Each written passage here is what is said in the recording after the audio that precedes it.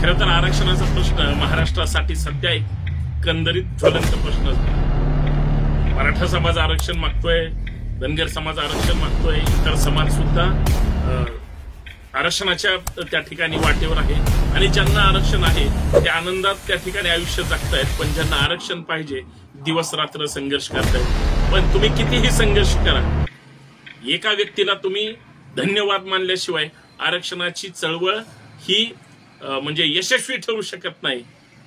आरक्षण फक्त एकाच व्यक्तीमुळे मिळालं किंवा मिळेल किंवा मिळणार, ते म्हणजे विश्वरत्न डॉक्टर बाबासाहेब आंबेडकर।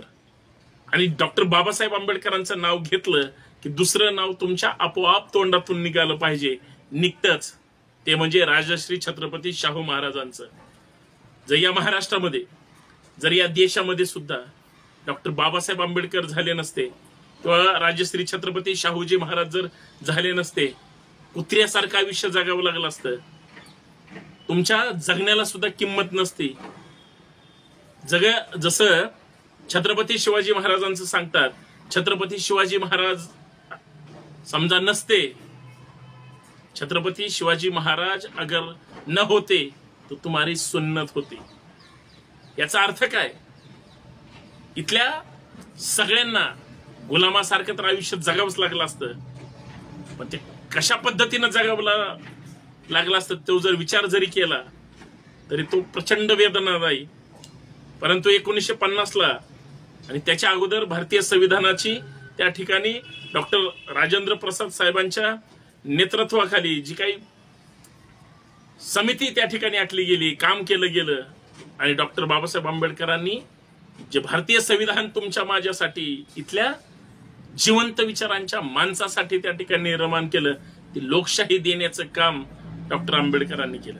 पण काय हो, पेशवाईचा काळ असू द्या किंवा अजून कुठला काळ असू द्या, जातीयवादी वर्ण व्यवस्थेने, चातुर्य वर्ण व्यवस्थेने कशा पद्धतीची जातीच्या उतरंडी निर्माण करून अवस्था करून टाकली होती। क्षत्रिय काय, वैश्य काय, शूद्र काय, आणि मग द ग्रेट ब्राह्मण काय, खालच्यांची तर अवस्था एवढी वाईट होती, एवढी वाईट होती, म्हणून आज सुद्धा ते म्हणतात की तुम्ही खाता त्या भाकरीवर कोणाचं नाव आहे? जेवढ्या जाती आरक्षण घेतात ना आणि ज्या मागतात, किंवा जो भारतीय, याचा अर्थ फक्त डॉक्टर बाबासाहेब आंबेडकर फक्त त्या बौद्ध समाजाचेच आहेत हे डोक्यातून काढून टाका।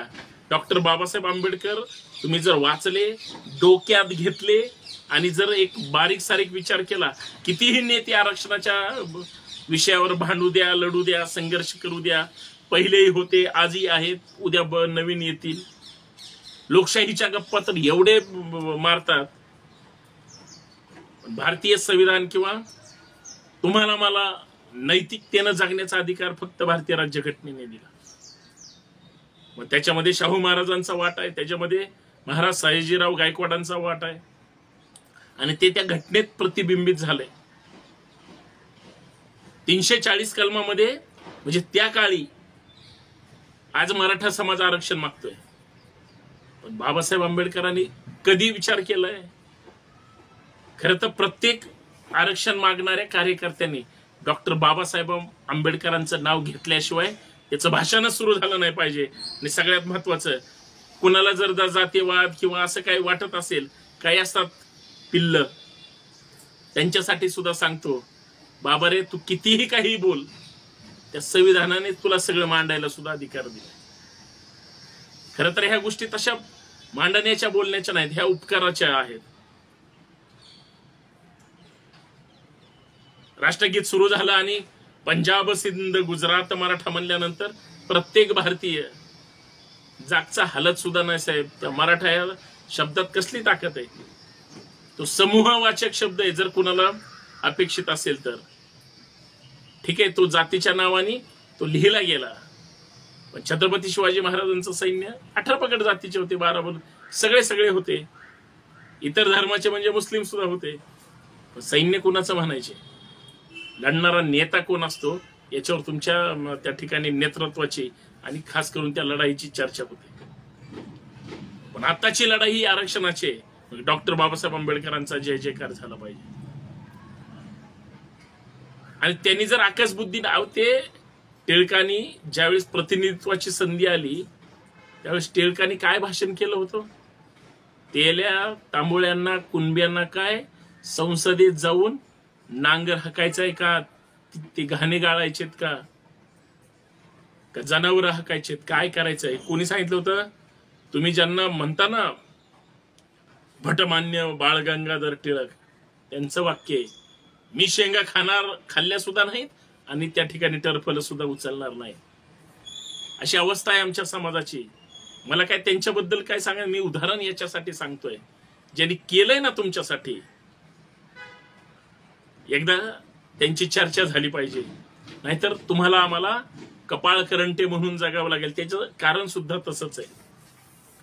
ज्या पद्धतीने आरक्षणाची चळवळ आता मी बघतोय, संभाजी ब्रिगेडमध्ये काम करत असल्यामुळं गेल्या 15-20 वर्षापासून 20 वर्ष तर झाली, मराठा सेवा संघाची मागणी होती. खेडेकर साहेब म्हणायचे ओबीसी मधूनच मराठ्यांना आरक्षण दिलं पाहिजे. मी म्हणायचं ओबीसी मधून दिलं तर मग ओबीसींचं जाईल, पण मग विदर्भातले मराठे ओबीसी आहेत, कोकणातले मराठे ओबीसी आहेत. थोडा अभ्यास केला की लक्षात येतं की जे शेती कसतो कुणबी तो त्या ठिकाणी आरक्षित. सरकार ठरवेल ना, सरकारने ठरवायचंय. पण 30 वर्षापासून ते मागणी करतात, आज लोकांना पटतंय. मग मनोज जरांगे पाटलांच्या निमित्ताने ती मागणी अजून जोर धरून आली. सर्वे झाले, सरकार त्या ठिकाणी ज्या पद्धतीनं पळवतायत ते तुम्हाला माहितीच आहे. पण इथल्या महाराष्ट्राला इथल्या समाजाला काय मिळणार?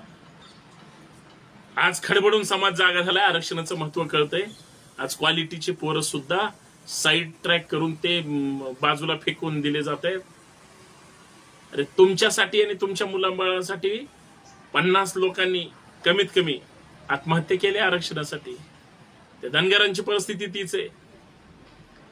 केंद्राने दिलंय, जातंय 36 नंबरला, राज्याच्या 36 नंबरला. लागू करण्याची हिंमत नाही राज्यकर्त्यांमध्ये. दुसऱ्या राज्यात असेल तर इथला काय प्रॉब्लेम आहे? महाराष्ट्रामध्ये 1 नंबरला मराठा समाजाची लोकसंख्या आहे, 2 नंबरला धनगरांची लोकसंख्या आहे. धनगर समाज एकत्रित यायला तयार नाही. नेतो कधी इकडे जातो, कधी तिकडे जातो, कधी तिकडे जातो. आयुष्यभर ज्यांनी संघर्ष केला ती ताकदीनं माणसं लढतच आहेत. पण ती लढण्याची ताकद शाहू महाराजांच्या विचारांमध्ये, ती लढण्याची ताकद डॉक्टर बाबासाहेब आंबेडकरांच्या विचारांमध्ये. त्या भारतीय राज्यघटनेत म्हणून संविधान दिन येईल आता 26 नोव्हेंबरला. घराघरात भारतीय राज्यघटना तर पोहोचलीच पाहिजे. परंतु आरक्षण मागतोय ना तुम्ही आम्ही, तर त्या डॉक्टर आंबेडकरांचा जयघोष झाला पाहिजे, भारतीय राज्यघटनेचा जयघोष झाला पाहिजे. सोयीपुरतं आणि स्वार्थापुरतं जगण्यात अर्थ नाही आणि लढल्याशिवाय तुमच्या संघर्षाला सुद्धा किंमत नाही, लक्षात ठेवा. बरेच स्वयंप्रेरणेने लढतायत, झगडतायत, पण त्यांना बळ मिळतं कायद्याचं, आणि कायदाच या देशामध्ये सर्वोच्च आहे. कितीही जातीवादी आले आणि गेले ते तिथंच राहतील, पुढे जाईल तो समाज. त्या समाजाला आरक्षणाचं जे काही कवच मिळालं, म्हणून महापुरुषच तुमची माझी संपत्ती आहे आणि त्यांची विचारधाराच हे तुमचं बळ आहे. त्याच्यासाठी काम केलं पाहिजे, अन्यथा काही खरं नाही साहेब. म्हणून ज्यांनी ज्यांनी आपल्यासाठी काहीतरी केलंय ना, संघर्ष केलाय, लढणाऱ्या प्रत्येक नेत्याचं कार्यकर्त्याचं तुम्ही कॉन्ट्रीब्युशन केलं पाहिजे आणि त्यांना चांगलं बोललं पाहिजे. म्हणून आज लढतोय ना, तर मग आंबेडकर ग्रेट आहे, त्यांचं नावच घेतलं पाहिजे, तरच तुमचा लढा मोठा होऊ शकतो, अन्यथा अजिबात नाही. लक्षात ठेवा, विचार करा आणि मगच पुढे शेअर करा किंवा इतर लोकांना पाठवा. धन्यवाद.